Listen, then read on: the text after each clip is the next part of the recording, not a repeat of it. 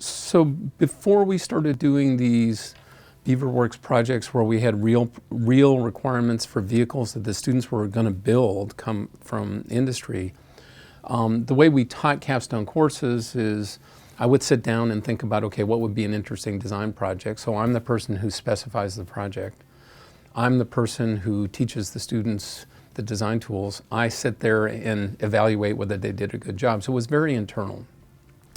When we switched to these capstone projects, first off, the students know that they're expected to design something that can really be built. There is an external customer, so you deal with the real world where the customers think they know what they want, but the requirements change, so the students actually interface with that. The other interesting thing that changes is it changes our role as faculty members from being evaluators and teachers to basically being coaches. So now what we do is we work with the students. The students are preparing to present their ideas to an external sponsor to determine if the design is good enough to move to the next phase to actually go into construction and build.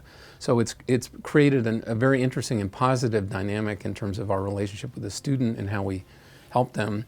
It's also upped the game because when the students are just designing for us, if it doesn't work, we just give them a bad grade.